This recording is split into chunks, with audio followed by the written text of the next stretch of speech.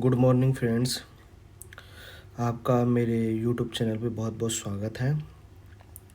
आज हम 2024 का CUET पॉलिटिकल साइंस का पेपर सॉल्व करेंगे। 2024 का, ठीक है। इसके अंदर जो पॉलिटिकल साइंस के क्वेश्चन आए होंगे उसको हम देखेंगे।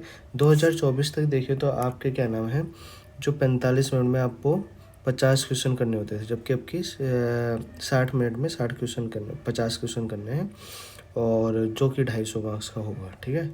तो इस प्रकार का वो पहले फॉर्मेट हुआ करता था। तो नेक्स्ट क्वेश्चन पे चलते हैं, सीधे हम डायरेक्ट क्वेश्चन पे चलते हैं। तो इस प्रकार से ऑफलाइन पेपर हुआ करता था, ठीक है। मगर प्रेजेंट टाइम में क्या है, आपका CBT बेसिस पे होने लग गया, यानी कंप्यूटर बेस्ड टेस्ट होने लग गया है, ठीक है। तो फर्स्ट क्वेश्चन जो कह रहा है कि इसमें पहले इंग्लिश में है फिर हिंदी में है। Who among the following enter into the standstill agreement with the India in November 1947 में। यानी कि स्टैंड स्टील एग्रीमेंट एक प्रकार का एग्रीमेंट था जो 1947 के समय में आफ्टर इंडिपेंडेंस के बाद में किया गया था। इसके अंदर क्या था कि पहले की जो स्वतंत्र रियासतें जो कि हमारी 565 रियासत थी, उनमें वैसे सबको ये चॉइस ऑप्शन दिया गया था कि आप या तो पाकिस्तान में को एक्सेप्ट कर लीजिए, या तो इंडिया में इंक्लूड हो जाइए, विलय हो जाइए, ठीक है, या आपने आपको एक स्वतंत्र स्टेट के रूप में इंडिपेंडेंस रखी है। अब लोगों ने क्या किया, कुछ तो पाकिस्तान में विलय हो गया और कुछ इंडिया। 565 में से हमें पता है कि 3 रजवाड़े ऐसे थे, हैदराबाद, जूनागढ़ और कश्मीर, जिनको थोड़ा फोर्स यानी कि बल के आधार पर इंक्लूड किया गया था भारत के संघ के अंदर, यानी कि फेडरेशन के अंदर।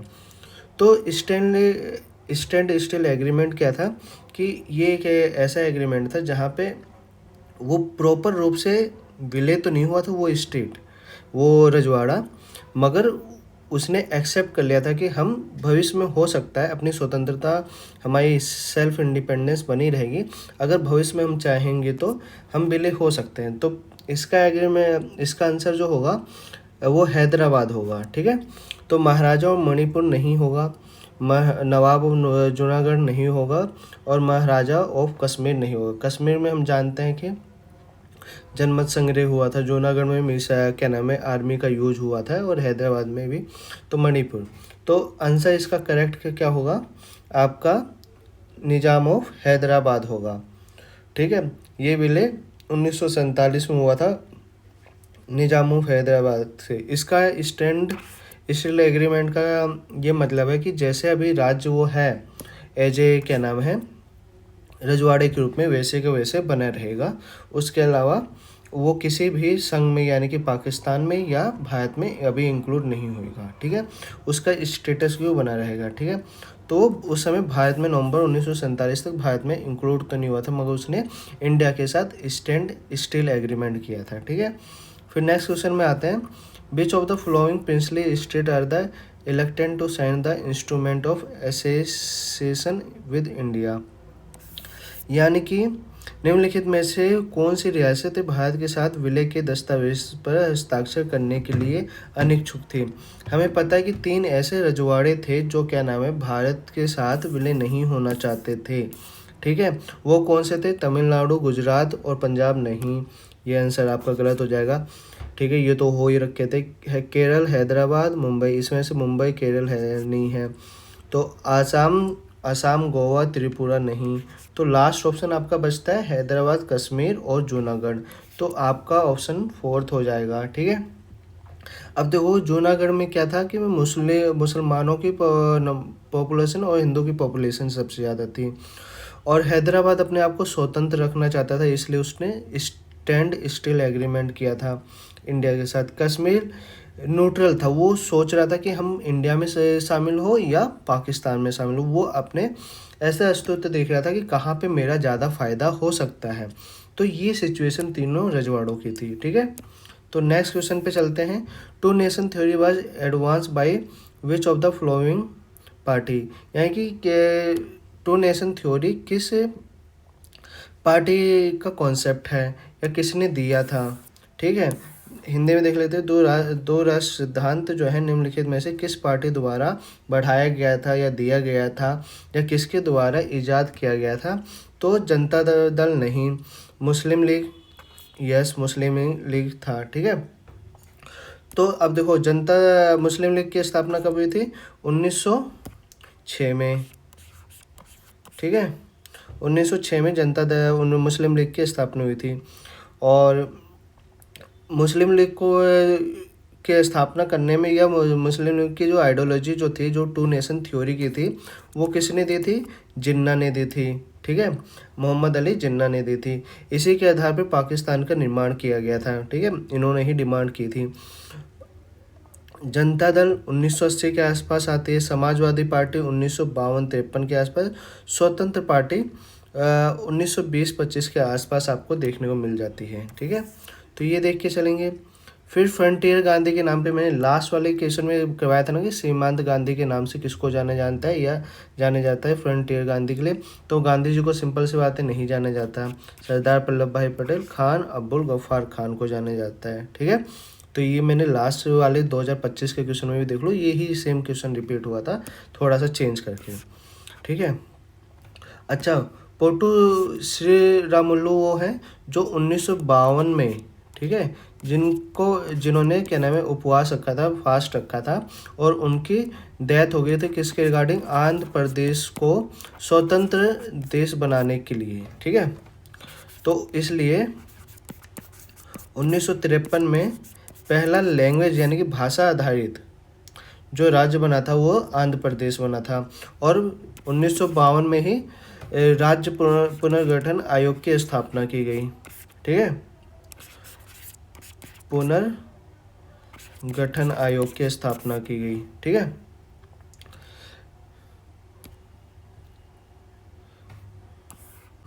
तो हम नेक्स्ट क्वेश्चन पे आते हैं। नेक्स्ट क्वेश्चन जो है आपका मैचिंग का है। पार्टी को उसके लीडर से कनेक्ट करना है, जहाँ पे MS टांगड़े का संबंध है हमारा भारतीय कम्युनिस्ट पार्टी से।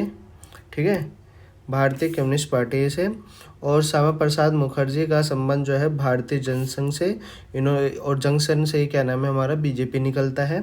और मीनू मसानी का संबंध जो है स्वतंत्रता पार्टी से है। और अशोक मेहता का संबंध जो है प्रजा सोशलिस्ट पार्टी से है। ठीक है, तो इस प्रकार से A का 4, तो हमें देखो A का 4 इसमें भी नहीं मिलता, इसमें भी नहीं मिलता और इसमें भी नहीं मिलता। तो A का 4, B का 1, C का 2, D का ये, तो फर्स्ट इसका आंसर होना चाहिए। ठीक है, फर्स्ट इसका आंसर होना चाहिए। ठीक है, अब नेक्स्ट क्वेश्चन पे आ जाते हैं। जनता विरोधी आंदोलन के नेता और इंडिपेंडेंस लेबर पार्टी के संस्थापक कौन थे? ठीक है, एंटी कास्ट मूवमेंट जो हुआ था, और एंटी कास्ट मूवमेंट के नेता और इंडिपेंडेंस लेबर पार्टी हमें पता है वो किसकी है? अंबेडकर जी की है। तो और एंटी कास्ट मूवमेंट भी उन्होंने, अंबेडकर जी ने भी चलाया था। तो इसका आंसर अंबेडकर होगा। आचार्य नरेंद्र इन्होंने देव समाज की स्थापना की थी। ठीक है, देव समाज की स्थापना की थी। ठीक है, नेक्स्ट क्वेश्चन पे आ जाते हैं। निम्न में से किसने मिल्कमैन ऑफ इंडिया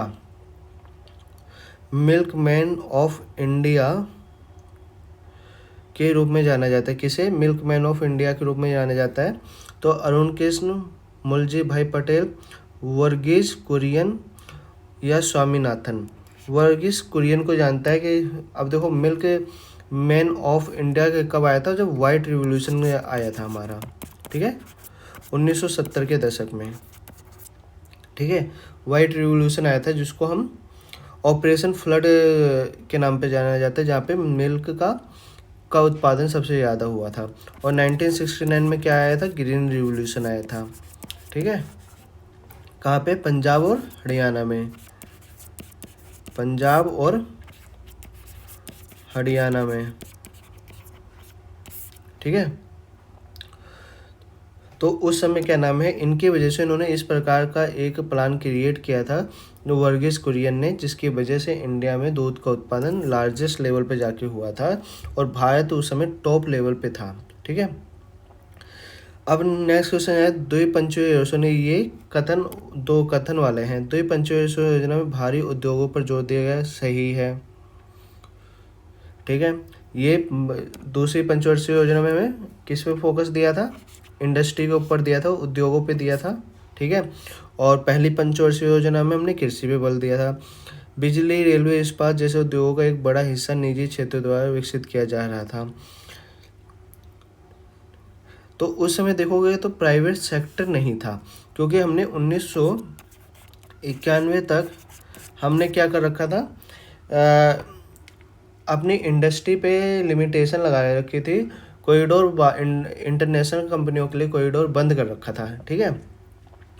तो हैवी इंडस्ट्री जो थी वो हमारी पीएसयू कंपनियां हुआ करती थी, नवरत्न कंपनियां हुआ करती थी, जो गवर्नमेंट के अंडर में काम करती थी। जब 1991 में हमने एलपीजी पॉलिसी अपना ली, तो उसके बाद प्राइवेटाइजेशन होता है सभी इंडस्ट्री का, और वहाँ पे सारी इंटरनेशनल एमएनसीज कंपनी आती है, और फिर बाद में क्या नाम है, प्राइवेट कंपनी का ईजाद होता है। नहीं तो उससे पहले पब्लिक सेक्टर्स कंपनियों का डोमेन हुआ करता था, या गवर्नमेंट सेक्टर वाले ही इसका उत्पादन करते थे। ठीक है। तो ये हमारा ए सही है, सेकंड गलत होगा, क्योंकि प्राइवेट नहीं सरकारी कंपनियां करते थे। तो पहला सही है, दूसरा गलत है, इसका आंसर होगा सी। ठीक है। फिर नेक्स्ट क्वेश्चन आ जाता है, second 5 year plan was draft under the leadership of. अब ये किसके अंडर में हुआ था? के.एन. राज, एम.सी. महालनोबिस।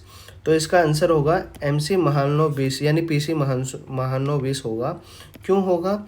इन्होंने सेकंड जो अपना 5 ईयर प्लान जो हमारा था इंडिया का, उसमें क्या नाम है, इन्होंने इम्पोर्टेंट रोल निभाया था। ये एक इकोनॉमिस्ट थे, जिन्होंने इंडस्ट्री के ऊपर फोकस कहा कि अगर हमें फास्ट डेवलपमेंट करना है इंडिया में, या इंडिया की इकोनॉमी को जल्दी डेवलप करना है, तो हमें क्या नाम है, इंडस्ट्री पे फोकस करना पड़ेगा। एग्रीकल्चर तो हमारा बैकबोन है ही। ठीक है। हमारा जो है बैकबोन तो है एग्रीकल्चर। ठीक है। मगर हमें सबसे ज़्यादा इंडस्ट्री में अगर फास्टर डेवलपमेंट करना है तो वो, तो इनकी वजह से क्या नाम है, सेकंड 5 ईयर प्लान को हम क्या नाम है, महालनोबिस मॉडल के नाम पे भी जानते हैं। ठीक है। महालनोबिस मॉडल के नाम पे भी जानते हैं। ठीक है। नेक्स्ट क्वेश्चन आ जाते हैं, which of the following treaty was rejected by the India as a discriminationary and prevented only the nuclear country from the acquiring nuclear weapons. ठीक है। इसमें से कौन सी ऐसी कंट्री है, वो ट्रीटी है जो इंडिया के साथ डिस्क्रिमिनेशन वाली करती है? अब इसमें से एनटीपीटी होगा, नॉन प्रोलिफरेशन ट्रीटी। ठीक है। ये आपका आंसर होगा, क्योंकि इंडिया ने एनपीटी पे अभी तक साइन नहीं किया, क्योंकि एनपीटी क्या नाम है, भारत के न्यूक्लियर डेवलपमेंट पे, न्यूक्लियर मिसाइल को और उसकी टेक्नोलॉजी को लेके उस पर लिमिटेशन लगाते हैं कि आप जो है क्या नाम न्यूक्लियर पावर को डेवलप नहीं कर पाओगे। ठीक है। तो इसका आंसर सेकंड होगा। और जबकि इंडिया ने जब ये करना चालू किया, तो अमेरिका जैसी बड़ी कंपनियों ने क्या कहा कि हम आपको न्यूक्लियर वेपन्स तैयार नहीं करने देंगे, क्योंकि इसलिए आपको नॉन प्रोलिफरेशन ट्रीटी पे साइन करना पड़ेगा, जिसको हम एनपीटी के बोलते हैं। और इंडिया ने उस समय साइन नहीं किया। और इस ट्रीटी पे किन किन देशों ने साइन नहीं किया है? इंडिया, पाकिस्तान, इजराइल और नॉर्थ कोरिया। ये 4 कंट्रियों ने साइन नहीं कर रखा है। ठीक है। Where was the first summit of the नाम का फर्स्ट समिट कहाँ हुआ था? बिल गेट्स में हुआ था, ये आपको सबको पता है। ठीक है। बिल गेट्स में हुआ था 1961 में। ठीक है। और वहाँ पे नाम की स्थापना हुई थी, नॉन अलाइनमेंट मूवमेंट की स्थापना हुई थी। ठीक है। फिर आपका Shimla agreement 1972 was the sign between the India which of the country. अब हमें पता है कि शिमला एग्रीमेंट जो है 1972 में हुआ था, वो किसको लेके हुआ था? 1971 में हुए वार। और 1971 में हमारा जो युद्ध हुआ था वो किसके साथ हुआ था? पाकिस्तानी। तो नेपाल, चाइना, बांग्लादेश नहीं होगा। बांग्लादेश की आज़ादी के लिए हमने युद्ध किया था, किससे? पाकिस्तान से किया था। ठीक है, तो इसका आंसर होगा हमारा बी। ठीक है, फिर नेक्स्ट क्वेश्चन जो है, who propose in 1963 the senior congressman should be resign from the office to make way for the younger party workers. ठीक है, इसको एक बार हिंदी में पढ़ लेते हैं, थोड़ा और आसानी होगी। कि किसने 1963 में प्रस्ताव दिया था कि वरिष्ठ कांग्रेसियों को युवा पार्टी कार्यकर्ताओं हेतु मार्गदर्शन करने के लिए पद से इस्तीफा कर देना चाहिए? मतलब कि ऐसा कौन सा व्यक्ति ने ऐसा प्लान प्रस्तुत किया था जिसमें काफ़ी बुजुर्ग नेता, जो कांग्रेस बुजुर्ग हैं, उनको इस्तीफा दे देना चाहिए, उसकी जगह पे यंग युवा लोग आने चाहिए जो पार्टी के अंदर, जिससे क्या नाम है, विकास हो पार्टी का और देश का विकास हो सके। तो इसका एस निजलिंगन नहीं होगा। बेबी गिरी, ये हमारे प्रेसिडेंट रहे हैं, इंदिरा गांधी प्राइम मिनिस्टर। के कामराज पलान, और के कामराज पलान मैंने बताया था लास्ट टाइम 1960 क्या नाम है 63 के आसपास आया था, मतलब 1960 के दशक का बताया था। ठीक है, तो 1963 में के कामराज पलान आया था, और इसके अंदर ये बोला गया था कि वरिष्ठ कांग्रेस लीडर को हटा के हम लोग को क्या करना चाहिए, युवा नेताओं को भरना चाहिए, जिससे उनको अवसर मिलेगा पॉलिटिक्स में आने का, और वो देश के विकास के लिए काम कर सकें।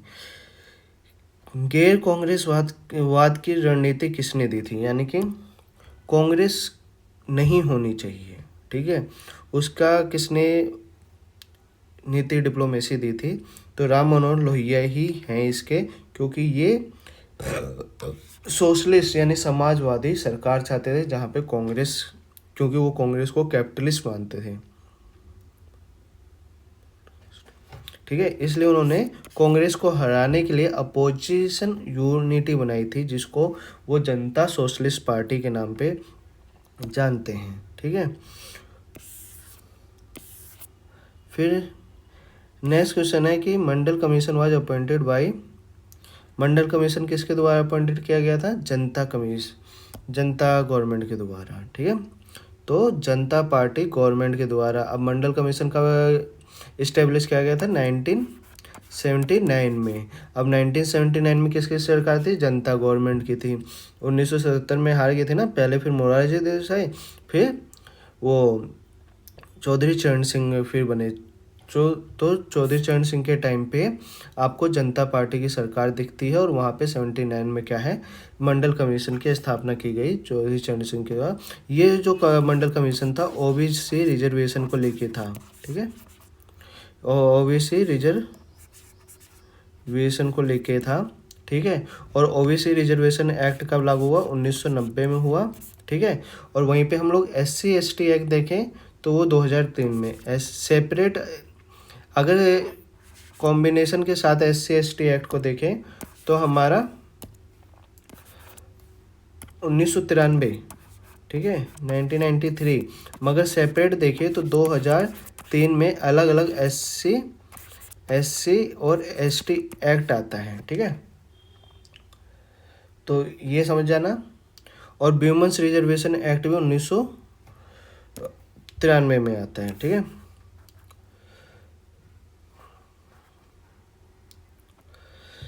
उन्नीस में nationwide strike by the employ of the railway was lead by the which of the following leader. यानी कि 1974 में एक राष्ट्रीय स्तर पे एक रेलवे स्ट्राइक की गई थी, वो किस लीडर के द्वारा की गई थी? तो जयप्रकाश नारायण के द्वारा नहीं। जयप्रकाश नारायण ने 1974 में टोटल रिवॉल्यूशन लेके आए थे, समग्र क्रांति की बात करते हैं। ठीक है, टोटल रिवॉल्यूशन। ठीक है, और चारों मजुमदार जो हैं ये पॉलिटिकल राइटर हैं। जॉर्ज फर्नांडिस, इन्होंने जॉर्ज फर्नांडिस ने क्या नाम है रेलवे स्ट्राइक की थी, और इंदिरा गांधी आप जानते हैं प्राइम मिनिस्टर रही हैं, 1974 में रेलवे स्ट्राइक की थी। ये क्यों किया था इन्होंने? एक मजदूर आंदोलन था सरकार के खिलाफ कि मजदूरों को तनख्वाह वगैरह या कुछ प्रॉब्लम रही होगी मजदूरों की, उसको लेके ये स्ट्राइक की गई थी। मजदूर आंदोलन था, एक बड़ा मजदूर आंदोलन के नाम से भी जाना जाता है, ठीक है, रेलवे स्ट्राइक को, ठीक है। Which of the flowing political party lead the movement for the formation of Punjabi सूबा?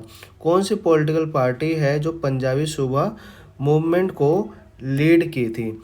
तो हमें पता है कि पंजाबी सूबा मूवमेंट उस समय क्या नाम है, एक ही अकाली दल जो था, कांग्रेस तो पंजाब में उतना स्ट्रॉन्ग नहीं थी, मतलब वहाँ पे उसका नाता वाता नहीं था कुछ, लोक दल भी नहीं था। सीपीआई कम्युनिस्ट पार्टी पंजाब में बिल्कुल इस्टेब्लिश नहीं करती, साउथ इंडिया में अधिकतर रहती है, ठीक है, तो साउथ इंडिया में ये रहती है, ठीक है। तो अकाली दल जो थे उस समय क्या नाम है, पंजाब स्टेट में कोई भी मूवमेंट हो रहा था तो इनका पार्टिसिपेशन ज़्यादा रहता था। तो ये था, ये अकाली दल ने ऐसा मूवमेंट क्यों किया था? इनको क्या चाहिए था? पंजाब लैंग्वेज पे, यानी कि भाषा आधारित अपना खुद का राज चाहिए था अकाली दल को, भाषा आधारित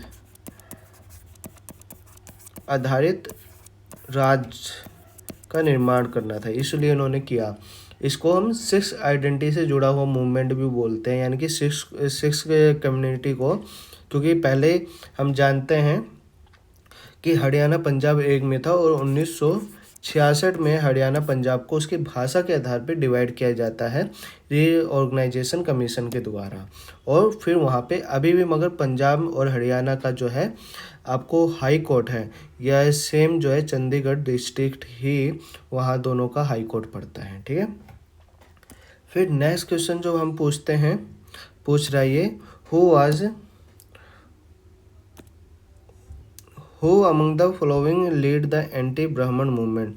अच्छा, ये लास्ट क्वेश्चन भी था, मैंने बताया था कि एंटी ब्राह्मण मूवमेंट किसने स्टार्ट किया था, तो नायकर, रामास्वामी नायकर जो है जस्टिस पार्टी के फाउंडर थे, जो, और justice and also Dravida Kazhagam DMK party के स्थापक है, और जस्टिस पार्टी की स्थापना की थी, ठीक है, जस्टिस पार्टी की स्थापना की थी और उसके स्थापना की थी, इनको फाउंडर माना जाता है तो रामास्वामी नायकर है, ठीक है।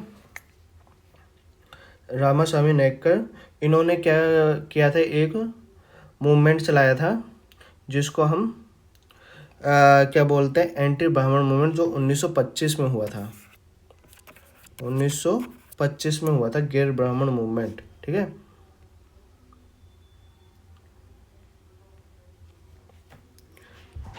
ठीक है,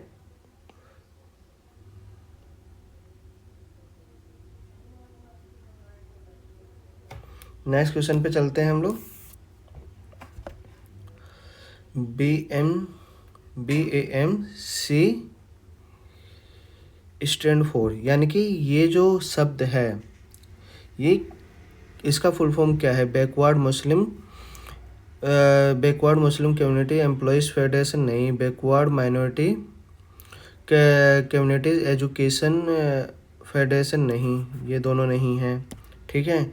backward minority community employees federation, ठीक, तो backward minority community employees federation, backward minority communities employees federation, majority employees federation, majority नहीं होगा, ये नहीं होगा, आपका इसका आंसर सी हो जाएगा, ठीक है। तो ये आपका हिंदी में भी है, PDF आपको टेलीग्राम पे दे दी जाएगी, ठीक है। अब फिर मैचिंग आपको करनी है, ठीक है। पहला है HD देवगौड़ा जो थे, कब प्राइम मिनिस्टर बने थे? वो 1996 में बने थे, ठीक है। तो पहले का सेकंड, ठीक है। और AK गुजराल जो है 1997 और 98 के आसपास बने थे, जहाँ पे हमें गुजराल डॉक्ट्रिन भी देखने को मिलती है ने उसमें। BP सिंह जो है हमारे प्राइम मिनिस्टर बने थे आपके 1988, जब कोलिशन गवर्नमेंट आई थी आफ्टर वो क्या नाम है, असैसिनेशन ऑफ राजीव गांधी, ठीक है। और मनमोहन सिंह का आप जानते हो 2014 से 2004 से लेके ये। तो आपका ऑप्शन ए करेक्ट हो जाएगा, ठीक है, ए करेक्ट हो जाएगा। फिर who was the founder of Bahujan Samaj party. तो बहुजन समाज पार्टी के फाउंडर कौन से? मायावती नहीं है, ठीक है, अंबेडकर जी नहीं है। अंबेडकर जी ने क्या नाम है, लेबर इंडिपेंडेंस पार्टी की स्थापना की। जगजीवन राम भी नहीं है, ठीक है। काशी राम ने उसकी क्या नाम है, बहुजन समाज पार्टी की स्थापना की थी। और बहुजन समाज पार्टी जो था 1900,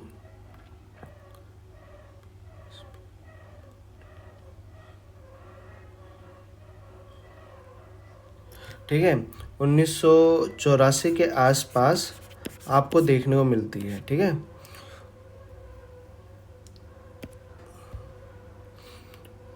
ठीक। और ये किसकी आइडियोलॉजी पे चलती है? ये अंबेडकर जी की आइडियोलॉजी पे चलती है।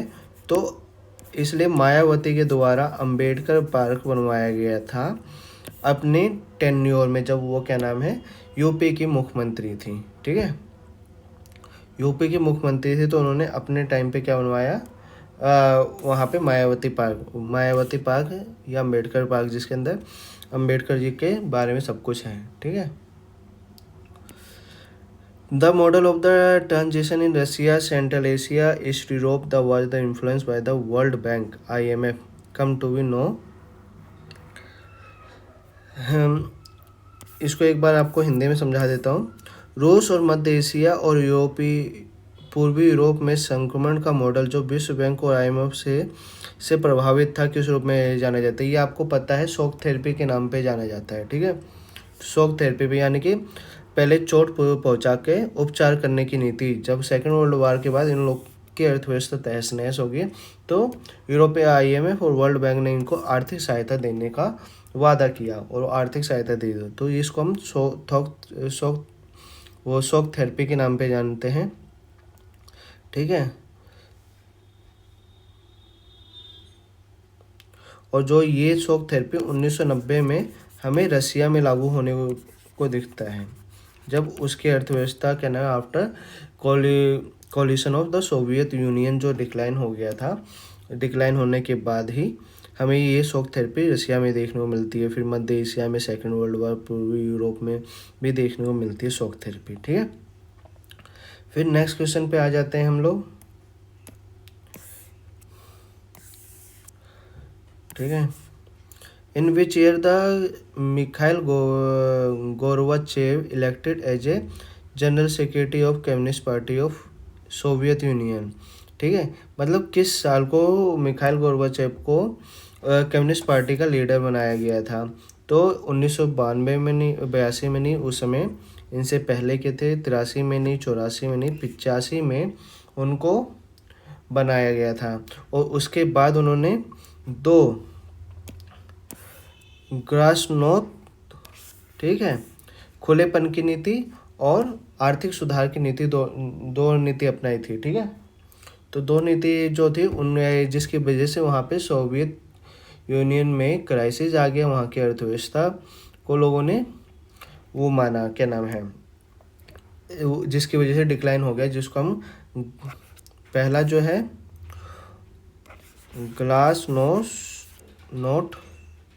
ग्लासनोस्ट और दूसरा वर्ड जो है पेरेस्ट्रोइका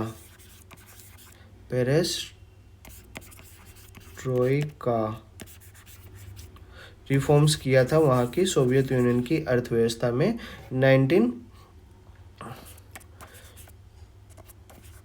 अपने टेन्योर में 1885 से लेके 89 के बीच में, जिसकी वजह से उनकी अर्थव्यवस्था जो है, सोवियत संघ की अर्थव्यवस्था जो है डिक्लाइन होने लग गई। लोगों को वहाँ के ये मॉडल वहाँ पे नहीं पसंद आया, जिसकी वजह से सोवियत यूनियन डिक्लाइन हो जाता है। और सबसे पहले उसके अंदर जो 15 देश थे, उन्होंने अपने आप को धीरे धीरे इंडिपेंडेंस घोषित करना चालू कर दिया। Which of the following country have not the accept euro. ऐसी कौन सी कंट्री है जो यूरो को एक्सेप्ट नहीं करती है कॉमन करेंसी? तो Denmark, Sweden correct answer. Spain, पुर्तगाल नहीं होगा। ग्रीस और जर्मनी नहीं होगा। और फ्रांस और ऑस्ट्रिया नहीं होगा। ठीक है। ASEAN region forum ARF establish 1994 in the organization that carry out the coordination. यानी कि जो आसियान 1994 में इस्टेब्लिश हुआ था वो किसको लेके था? ट्रेड एंड फाइनेंस को लेके नहीं, फ्रेंडशिप सॉलिडिटी को लेके नहीं, सिक्योरिटी और फॉरेन पॉलिसी को लेके, साउथ ईस्ट एशिया। ठीक है। रीजनल ऑर्गेनाइजेशन जो था वो एक तो अपनी सिक्योरिटी के लेके, वो अपने साउथ एशिया के लोग जो थे अपने आप को किस प्रकार से पश्चिमी कैपिटलिस्ट और सोशलिस्ट कंट्री से सिक्योर रख सकते थे और अपनी स्वतंत्र इंडिपेंडेंस पॉलिसी कैसे बना सकते थे उसको लेके ये ARF था। ठीक है। फिर विच of the following nation adopt a open door policy economy reform 1978 में हमें देखते हैं कि एक कंट्री ने स्पेशल इकोनॉमी जोन को ओपन किया। स्पेशल इकोनॉमी जोन को ओपन किया जो कि अब इंडिया में हो रहा है। उसका नाम हम जानते हैं चाइना था। ठीक है। ओपन डोर पॉलिसी के नाम से उसको जानते हैं। ठीक है। तो चाइना ने स्पेशल इकोनॉमी जोन जो था, उस समय जो चाइना के वो लीडर जो थे डेंग जियाओपिंग। ठीक है। ये चाइना के उस समय लीडर थे। ठीक है। बाकी क्वेश्चन हम चलो एक और क्वेश्चन करते हैं। 1966 में हुआ था 6 point proposal for the greater autonomy of east Pakistan. किसने 6 पॉइंट पॉलिसी को इंट्रोड्यूस किया, प्रपोज किया है? तो जवाहरलाल नेहरू ने किया था क्योंकि 1966 से 1964 में ही उनका देहांत हो गया था, तो ये होगा नहीं। ठीक है। शेख मुजीब उर रहमान इन्होंने किया था। जनरल याहूब खान ने, जुल्फ़िकार अली भुट्टो, ये 1900 जो शिमला समझौता हुआ था उसमें 1972 में थी। तो ठीक है, ये नहीं होगा। तो शेख मुजीब उर रहमान जो थे, क्या नाम है, इन्होंने 6 पॉइंट पॉलिसी जो ईस्ट पाकिस्तान के लिए प्रपोज की थी। ठीक है। ताकि वो जो बांग्लादेश जो है, बांग्लादेश का फॉर्मेशन बना रहे और स्वतंत्र राज्य बना रहे, मतलब कंट्री बना रहे। ठीक है। तो हम आज 30 क्वेश्चन कर लेंगे और बाकी जो है बाद में करेंगे। ठीक है। 20 क्वेश्चन बाद में करेंगे। Which of the following country joint the SAARC in the 2007 में कौन सी कंट्री ने सार्क नेशन को ज्वाइन किया है? तो वो, ठीक है, 2007 में किस कंट्री ने ज्वाइन किया है? तो 2000 सार्क नेशन को किसने? भूटान ने नहीं ज्वाइन किया है। भूटान, नेपाल और ये सारे पहले से हैं। अफगानिस्तान ने ज्वाइन किया है जो कि 8 मेंबर है। क्या नाम है? 8 मेंबर है इसके सार्क के। ठीक है। जो साउथ एशिया कोऑपरेशन के नाम से जाना है। ठीक है। फिर नेक्स्ट क्वेश्चन है which of the following country is not include the south Asia. South Asia में हम किस कंट्री को इंक्लूड नहीं करते? पाकिस्तान को इंक्लूड करते हैं। ठीक है। और चाइना को नहीं करते हैं, बांग्लादेश को करते हैं, नेपाल को करते हैं। तो इसका करेक्ट आंसर क्या हो जाएगा हमारे पास? चाइना। ठीक है। तो लास्ट क्वेश्चन आज के लिए, फिर इसका नेक्स्ट पार्ट करेंगे हम लोग। ठीक है। Big at the Yalta conference the big three decide the organize the United Nation conference. यानी कि याल्टा कॉन्फ्रेंस के अंदर ये एक ऑर्गेनाइजेशन डिसाइड किया गया था जिसको United Nation conference on the purpose the world organization big three. Big three के नाम पे हम जो वर्ड यूज करते हैं वो किसके लिए करते हैं? तो बिग थ्री जो है, जो उस समय के बड़े बड़े नेता थे, रूजवेल्ट, चर्चिल और स्टालिन। ठीक है। चर्चिल, रूजवेल्ट और स्टालिन जो थे, ये उस समय बिग थ्री के नाम पे जाने जाते थे। ठीक है।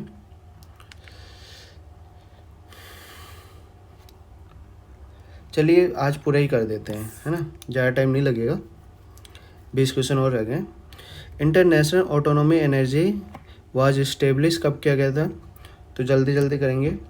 51 में नहीं किया गया था, 53 में नहीं किया गया था, 1957 में इंटरनेशनल ऑटोनॉमी एनर्जी जो है एजेंसी जो है इस्टेब्लिश की गई थी। ठीक है, इसका काम क्या था, न्यूक्लियर एनर्जी रेगुलेट करना है, यानी न्यूक्लियर जो एनर्जी बनाई जा रही थी उसको कैसे रेगुलेट करना है और किसके पास होना चाहिए, तो ताकि इसका पीसफुल तरीके से यूज हो सके।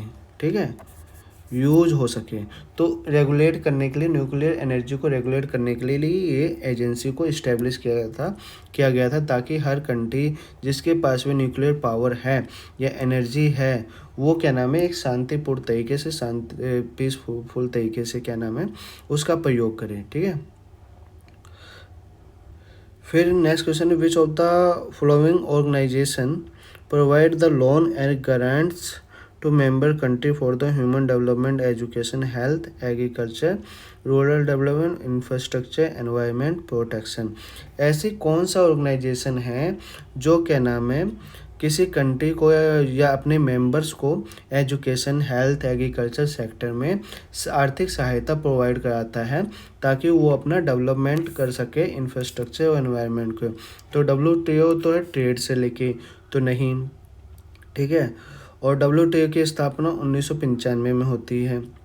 ठीक है, और वर्ल्ड बैंक 1948 में वर्ल्ड बैंक, और IMF 1944 में।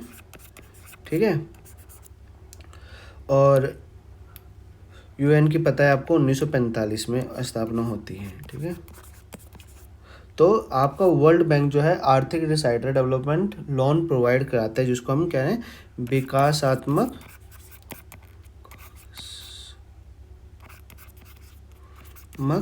लोन बोलते हैं, ऋण बोलते हैं। ठीक है, नेक्स्ट क्वेश्चन,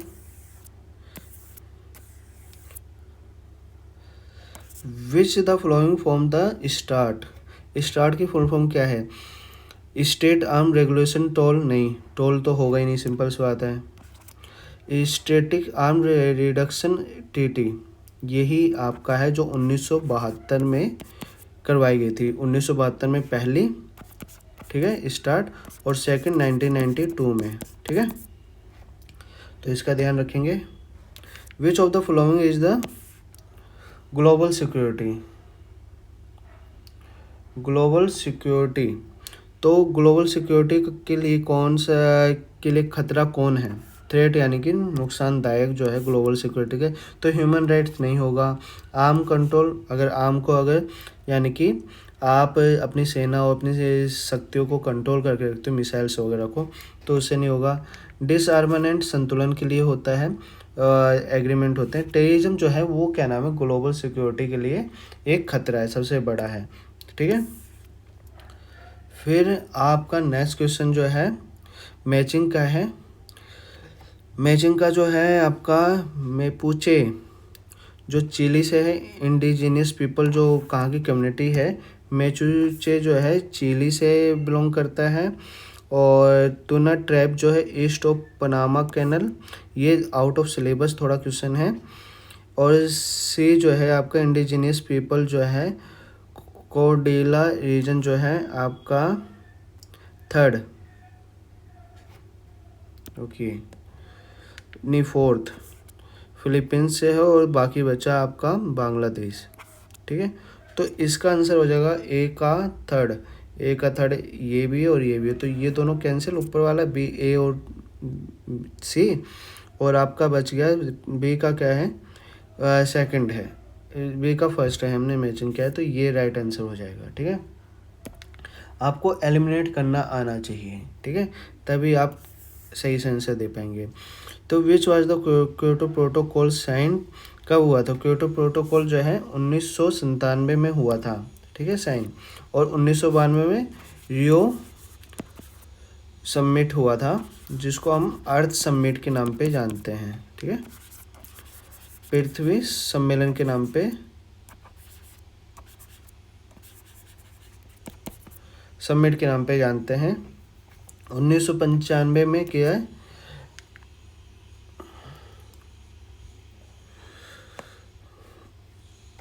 चलिए नेक्स्ट क्वेश्चन पे। फिर नेक्स्ट क्वेश्चन जो है ये तो हो गया हमारा हिंदी वाला portion. When was the energy conversation act pass? Energy conversation act कब पास किया गया था? 1998 में कोई एक्ट नहीं आया था 99 में। 2001 में एनर्जी कन्वर्जेशन एक्ट आया था। और यूएस इंडिया न्यूक्लियर डील जो हुई थी, वो डील जो हुई थी 2005 में हुई थी, जिसकी वजह से आज हम एक न्यूक्लियर कंट्री बने हुए हैं। ठीक है। Which of the following global platform bring the together human rights activity, environmentalist, laborers, youth and activists purpose to the new river globalization? ठीक है। तो ऐसी कौन सा फोरम है? तो ये जो है, जो सामाजिक कार्यकर्ताओं से संबंधित होगा वही ऑर्गेनाइजेशन होगा। तो ये तो अर्थव्यवस्था से, ये नहीं है, कल्चर से है, ये अर्थव्यवस्था से है। तो वर्ल्ड सोशल फोरम के नाम पे, और इसके नाम से जाना जाता है। इसका क्या नाम है? सिविल सोसाइटी ग्रुप फोरम है। ये एक प्रकार का नागरिक समाज है जो क्या नाम है, इस प्रकार के डेवलपमेंट आइडियाज़ को प्रमोट करता है, जो ह्यूमन राइट्स को हो, एनवायरमेंटल को हो, या मजदूर को लेके हो, या वीमेंस को लेके हो, अगर उसके रिगार्डिंग कोई भी आइडिया आता है तो उसको प्रमोट करता है। Which of the following statement is true about the globalization? ठीक, ग्लोबलाइजेशन के बारे में कौन सा स्टेटमेंट सही है? तो ग्लोबलाइजेशन प्योरली इकोनॉमिक फिनोमिना नहीं। ग्लोबलाइजेशन क्योंकि हमें कल्चर भी देखने को मिलता है, तो कल्चर भी इसमें इंक्लूड हो जाता है, अर्थव्यवस्था भी हो जाता है, पॉलिटिकल होते हैं, मल्टी डायमेंशनल फिनोमिना है, तो बहुयामी दृष्टिकोण है। ठीक है, क्योंकि इसके अंदर हमें पॉलिटिकल एस्पेक्ट भी देखते हैं, हम इकोनॉमिक एस्पेक्ट भी देखते हैं, plus political plus cultural aspect. ठीक है। अब जैसे आप वो अमेरिका की ब्लू जीन्स पहन रहे हैं, तो इस प्रकार से इन सब का वो क्या नाम है, मिक्सचर होता है, मिश्रण होता है, ग्लोबलाइजेशन।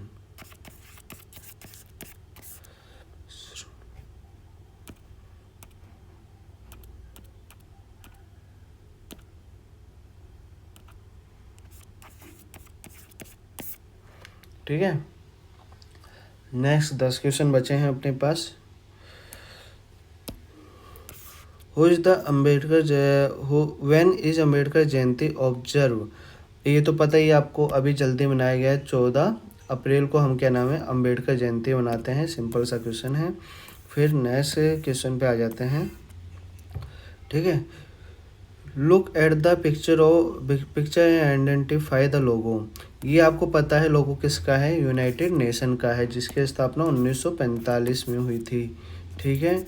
और 1945 में भारत, इंडिया इसका फाउंडर मेंबर रहा है। ठीक है। तो यूनाइटेड नेशन इसका हो गया। ठीक है।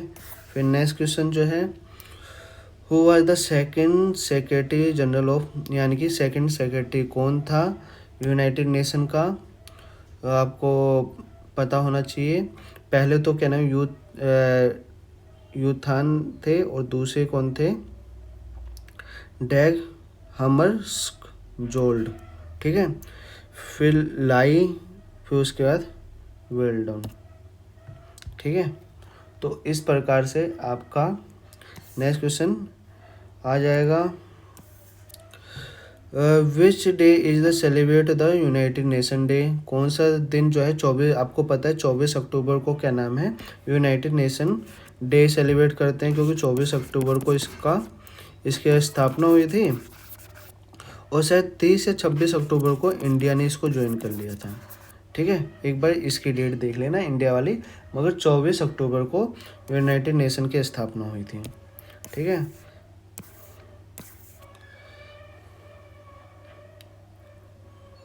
फिर UN was the founded as a successor to which of the flowing?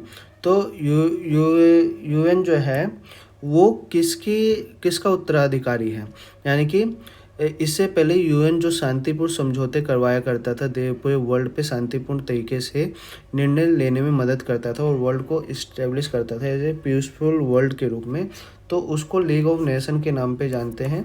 जो इससे पहले ये लीग ऑफ नेशन के नाम पे जाना जाता था, जो 1919 में लीग ऑफ नेशन आया था। ठीक है। तो ये हो गया आपका answer. Right the following. UNDP, United Nation development program, इसके नाम पे इसको जाना जाता है। यूनाइटेड नेशन डेवलपमेंट प्रोग्राम के नाम पे यूएनडीपी को जाना जाता है। ठीक है। अब ये पैसेज है, इसको आप पढ़ के भी कर सकते हैं, मगर हम देखते हैं।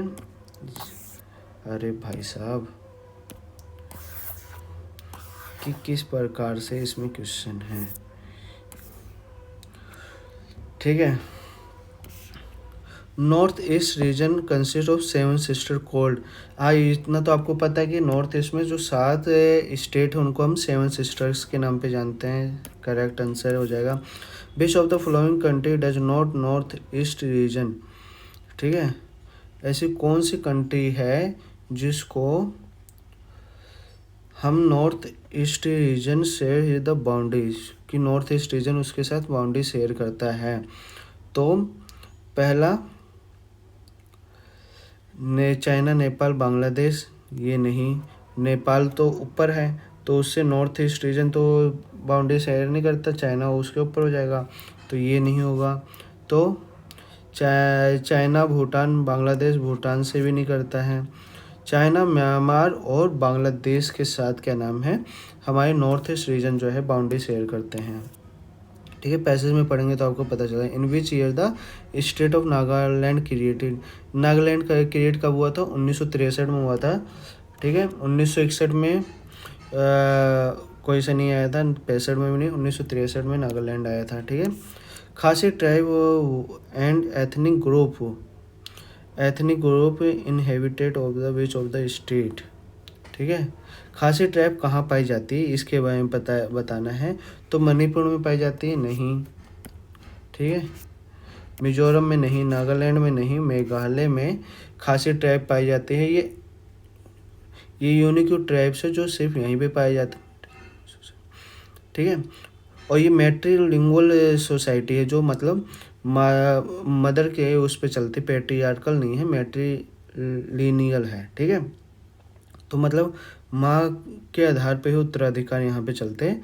तो नॉर्थ ईस्ट इंडिया को में अधिकतर आपको ये देखने को मिल जाएगा कि वहाँ पे जैसे कि असम में आपको दूल्हा बारात लेके नहीं जाता, दुल्हन बारात लेके आती है। ठीक है। तो north east serve as a gateway to which of the regions mention below. और वहाँ पे क्या नाम है, असम में जो है आपको लड़कियाँ दहेज नहीं देती हैं, लड़के देते हैं। North east serve as a gateway which of the region mention below. ठीक है। तो नॉर्थ ईस्ट इंडिया का गेटवे किसको कहा जाता है? तो साउथ ईस्ट वाला जो एरिया है आपका, साउथ ईस्ट वाला एरिया है, वहीं से लोग एंट्री करते हैं और कहीं से एंट्री नहीं करते। अगर नॉर्थ ईस्ट में आक्रमण करना है, कुछ भी करना है, तो साउथ एशिया से नीचे से वो समुद्र पड़ जाता है, वेस्ट से आपको लैंड पड़ जाती है अदर कंट्री की, यूरोप से तो बिल्कुल आप एंट्री नहीं कर सकते। तो इस प्रकार से आपके 50 क्वेश्चन हो गए। तो 2024 का ये पूरा सेट हमने करवा दिया है। ठीक है। अब हमारे पास 2023 का रह गया है। नेक्स्ट आपके पीवाई को हम करवाते रहेंगे टाइम टू टाइम, चिंता करने की जरूरत नहीं है। ठीक है। Good bye. नेक्स्ट वीडियो में हम फिर मिलेंगे, और इतनी देर तक बने रहने के लिए धन्यवाद आपका।